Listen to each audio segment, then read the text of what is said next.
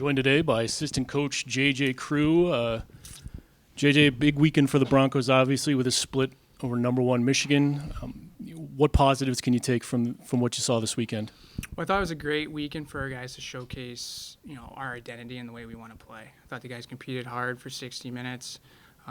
Both games, certainly the second game obviously needed some extra time, but I think the message today, certainly after Sunday or Saturday's game, was that's the way we need to play, moving forward. And that's what the identity and the work ethic, the commitment, the details, and the things that we need to do to be successful. So we were really pleased as a coaching staff with the way our group played, and we got to continue to do that this weekend with we got a tough test in Colgate coming up.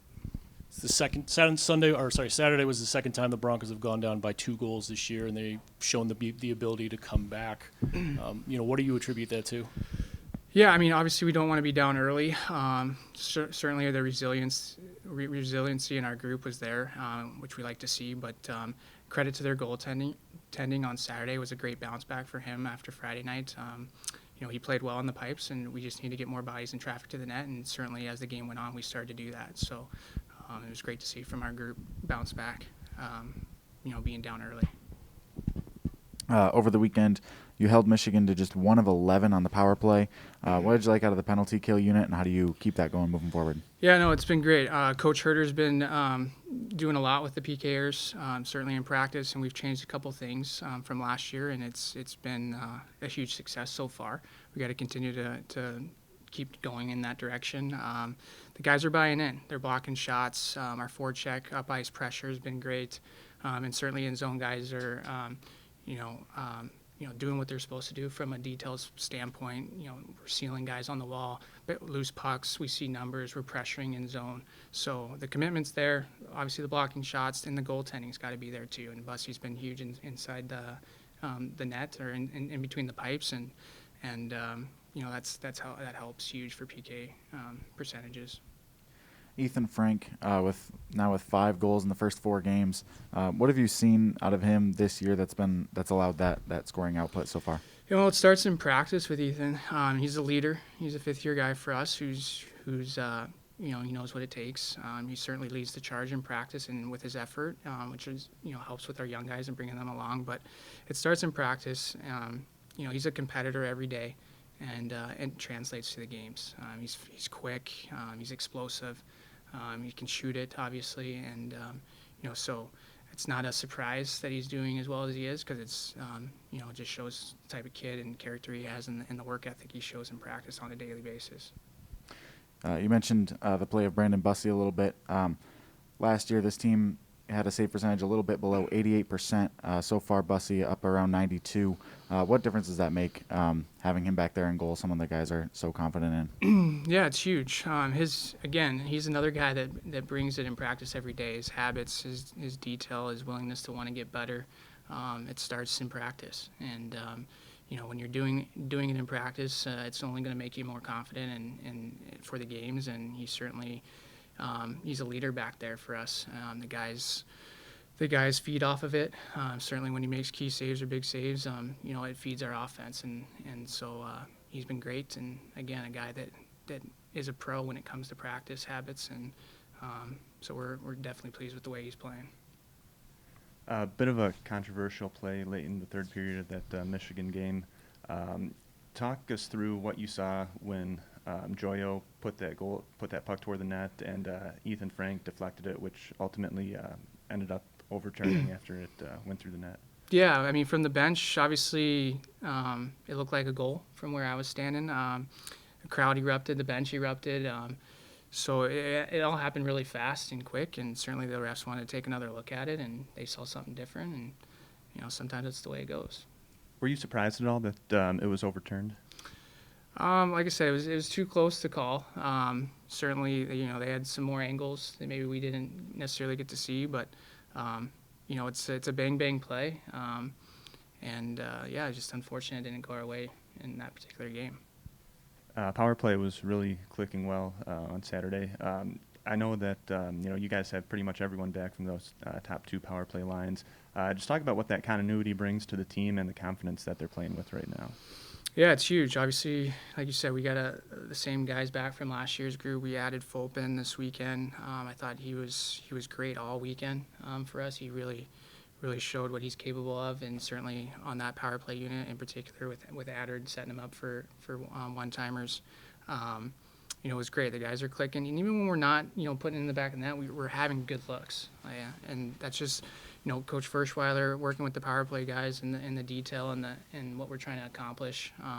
It's just, the guys buy into that. They bought into it last year, and we've had some early success this year as well, and we're continuing in that trajectory. So, it's huge. Special teams are huge in college hockey, and we certainly need those guys to produce for us when we get power plays. So A lot of guys returning from last year's team this year. But was there anything that you learned about this group in that series against Michigan? Yeah, I mean, it's just going back to what I said about our identity, and that's the way we want to play. Like, yeah, I thought this past weekend was a great indication of guys working hard in practice. I think there's a healthy competitiveness to practice on a daily basis, which helps our guys that are in the lineup. They know they have to compete. That there's guys waiting to kind of get in the lineup as well that are working extremely hard every day and all week. So, but again, I think we want to play fast. We want to play hard, and we certainly, I thought, made it difficult for Michigan all weekend, and we got to continue to play that way. JJ, you guys moved up to 13 in the U.S. College Hockey Online poll, and you're number 1 in the way too early pairwise poll. What does that mean to the program to see your name in those national rankings, and how does it affect moving forward here? Yeah, no, it's certainly good to see your name on in the standings like that, or it's certainly early, like you said, and stuff that we don't really look at. We want to just continue to play Bronco hockey. Again, we have a tough test in Colgate this weekend that we're not overlooking whatsoever. They play hard. They're well coached. Just watching the video from last week against ASU, they're detailed in their work. They come hard on the forecheck. They got great structure on their power play, and it's going to be a tough test. Can you compare the East style of play to the West style of play, and NCHC hockey to the East Coast style of college hockey? Yeah, I mean, it seems like we don't get out east as much, but we certainly are making our way out there this year. They play hard. We certainly play hard. Our conference is, from top to bottom, I think, one of the best in college hockey, or is the best in college hockey, and we've proven that. So, but we play hard. We have skill as well, and we feel like we can play with anybody. But certainly, yeah, just watching Colgate this week and preparing for them, they're going to come hard. Friday night, you beat Michigan 5-2 in Ann Arbor. What was the vibe on the bench as that game developed and you guys had the lead and kept it? It was calm. Actually, it was calm. We had a job to do. It was a business trip for us. We wanted to go in there and right from the drop of the puck, apply pressure and be physical and continue to do that for 60 minutes. And I think playing with the lead is always something that we want to do. Playing with the puck and playing offense and making them defend was kind of the game plan going in. I thought we executed that perfectly, and throughout the game it was very calm, and it was the next shift, next guy mentality, and we just kept going, kept feeding off of it. Your veterans log a lot of ice time, but you're not hesitant to put those younger guys out there. In fact, they delivered a goal for you in the Friday win at Ann Arbor with a great play. Yeah, no, they've been playing great. They've been working hard in practice. They're certainly deserving to be in there. And I think, from our leadership group and leading the way has been a great example for those guys. We need everybody. We need everybody in the lineup to be successful as a team. And they're certainly providing that for us. And certainly with Dylan Wentz' goal and the play that Granger made on it was great execution. So a lot is made of Michigan's team speed. Seemed like to me in the Friday game you have every bit the speed that Michigan has on the ice all through your lineup. Yeah, no doubt. We play fast as well, and we feel like we can skate with anybody. And we certainly proved that this weekend. But again, like, you guys are working hard in practice, and it's a competition every day. So we treat practice like games, and so we're always prepared come the weekend to play, and we certainly had a physical component to our game as well that might have slowed them down, but we knew what to expect from them. We were well prepared, and our guys were well prepared, and we executed. And this week you got a long trip to New York to play Colgate, hop on the bus, and new experience for some of these guys, but old hat for the rest of them. Yeah, no doubt. It is a long trip, but I think it's a great opportunity for our guys to certainly come together, in a different way as a team. We certainly have come together on the ice in practice, and playing around, being at Lawson, or being closer to home with Ferris and Michigan, and there's something that goes with traveling long distances and being with a team, the camaraderie that you create while being on a long road trip, and I think it's going to be great for our guys. Successful weekend for the Broncos with a split over #1 Michigan. Just tell us kind of what you learned about the team through those two games. Yeah, I think we just learned what it takes each and every day to win in college. I think there was a different feeling in the room before this weekend than the previous one, and I think that's just something that we need to recreate in the future. We played hard this weekend and got some good results out of it, and we just need to bring that intensity week in and week out, because there's not an easy weekend in college. We know that. So I think there's a lot of positives we can take for the future. Your line is really clicking right now. 8 points for you, 6 for Ethan. Cole's got a handful as well. What it is about the three of you that make yourself so successful? I think we just try and be as repeatable as possible. I know that's a word that Firsch likes to use, but it's a simple thing that you can do. I know where Frankie's going to be. I know where Gally's going to be. Wherever on the ice, we get taught where to be. It's not to take away creativity or anything like that, but there's just times where you need to be in the position so that your line mates can have support, know where your guys are going to be. And I think we've just done a great job of being as repeatable as we can. So in situations when you have to make a quick decision, you know where your guys are going to be. And I think we just, we like playing with each other, and it's nice to see some early success. Speaking of repeatable, are you surprised how often Ethan gets open in that left circle on the power play? Yeah, he's good at it. I joke that I have the easiest job in college hockey, and it's close your eyes and pass left. He's a weapon over there, and it's great because we have a handful of weapons on that power play, and if teams try and take one, we can use the other, and it's great having him there, and the other guys are also creating a lot of open space for him, and that's how we're able to have success. So. Michigan, a team that has 7 first-round draft picks on their squad. They were ranked #1 coming into the weekend. What was the feeling like in the locker room on Friday night after that win in Ann Arbor? Excited. Yeah, I think we were at a point where we were just still kind of learning what our identity was and what we were capable of. And I think that was just a great test for us to see that, we're right there with the best teams in college hockey. That's a great team over there, and those were 2 hard games for us. But it's how we go from here that really matters. A split is good. We would have loved a sweep. And it's how we move forward from that, take the positives, take the negatives, learn from it. And I think it was just a good weekend to learn about who we are and what we could be. So I think we're coming out with a lot of positives. Not only do your team have success on the power play against Michigan, but on penalty kill as well, holding Michigan 1 for 11.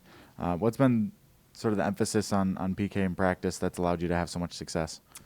Yeah, we've worked a lot on it. I think it's just repeating rotations, getting very comfortable with forechecks and in zone rotations, just things that you can do a lot so that you don't have to think about it as much on the ice. It's just kind of natural. And I think if you were to talk to Coach Herter, who's in charge of that, we still have a lot of work to do. I think we're getting better each weekend. There's still a lot of little triggers that we need to be better at, and we probably gave up some chances that we weren't happy with. But the best penalty killer you can have is a good goalie, and Bussy was outstanding for us when we had some mishaps in the D zone. So we're still gonna keep working on that each week. And getting better, and I think, it was good to see some success, but I think we all believe that we can really improve a lot in that area too. Speaking of Bussy, obviously he got hurt last season, and that really threw a wrench in your team's plan at goalkeeper. This year, having him back, how much confidence does that bring the team, knowing that you have your number one option there in the net? Yeah, it's great. I mean, you don't have to watch closely to understand how good of a goalie he is. He's been outstanding for us, and it's nice to, as a team, we try and limit the amount of mistakes that we make. But when you make one, it's great to have a goalie back there who can bail you out and kind of let you get away with one. He's been really solid for us, and it's great having him there. First packed house in Lawson in quite a while for you guys. How did it feel to get out there and put on a show on Saturday? Yeah, it's fun. The Lunatics are a hoot. We love playing in front of them. It's a huge momentum builder, and we kind of a lot of the time we kind of have to make sure that in the room and on the bench we're telling each other not to get too high, because it's easy to really get super pumped up and the adrenaline flowing when they're going crazy like they do sometimes. But it's a tough building to play in for other teams when we have a packed house like that. And last year was tough just playing in empty arenas. So it's really fun just to have that atmosphere back and playing in front of all those people. Fun's the best word for that, really. And then, there was a lot of talk nationally around Michigan and what they brought as far as all the first-round draft picks from this past year and, even previous years. You mentioned that the lead-up to the game was a little bit different for your team. Was there any motivation knowing that, they have so many first-round draft picks up and down the lineup? And, did that kind of, do anything to motivate you or maybe give you a little boost to prepare for that game? Yeah, I mean, first and foremost, that's a great hockey team over there. There's no secret that you're just naturally going to have that extra drive when it's a team like that. Obviously, the rankings speak for themselves, but then on paper, you see the draft picks, and you want to get at those teams. And like I said earlier, I think we need to do a good job of making sure that we can bring that energy and focus week in and week out, because there's really not an easy test in college hockey. There's so many good teams here, so many tough weekends, and each game is so important for not only, the rankings are the rankings, they're always kind of there, but just conference stuff. I think it's just important that we have that focus every single week and bring the heat kind of like we did this weekend. And after the series wrapped up, was there any talk of getting another shot at Michigan late in December? And if so, how do you guys feel about that? Yeah, I know it was in the back of my head, knowing that we're not done with them yet. I think we're really excited for that. That second game on Saturday really had a playoff feel to it, which is great to have that experience this early on, to play in a game like that. And I think with the split this weekend, having that third game is unique. You usually don't get that an odd number of games against a team where you can truly kind of win that season series. So we're focused right now on Colgate this weekend, which is a very good club that is going to be a really good test for us. Whenever you split with a team and have that third game kind of looming, I think that's going to be a really hard-fought game. You've had a couple of quick trips to Big Rapids and Ann Arbor. Now you got a long trip to Colgate. What does that do for your team this week as you get ready for a long trip and a good team? Yeah. I mean, I miss traveling, honestly. It's fun, and it's good to kind of get on the road with the guys and have that experience. And yeah, with a long trip like that, you get to focus on hockey very early in the week. You know, when you leave that early, you kind of get your school done early on in the week. And yeah, like you said, Colgate's going to be a tough test. They're a hardworking team. They got a lot of good players over there. And we're looking forward to just kind of build on what we learned this weekend about ourselves and just kind of identifying who we are as a hockey team. You guys play in the Midwest. You get a chance to face Eastern teams not very often, really. Do you notice a difference when you watch a team like Colgate compared to the teams you play on a regular basis? There's subtle differences, but at the end of the day, I think something I want to just reiterate is there's not a weekend off. In college, that's a good hockey team that plays hard, and we know that, and we're going to watch kind of, you know, more and more video as the week goes on and learn about little things about them. But at the same time, we need to focus on who we are as a team, what we do, tightening up little things in our game, and just treating it like another weekend, which it is. But another weekend in college hockey is an important weekend. So yeah, we're looking forward to a good test, a different test than what we're used to, going out east, of course. But yeah, it's going to be a good one. We're excited.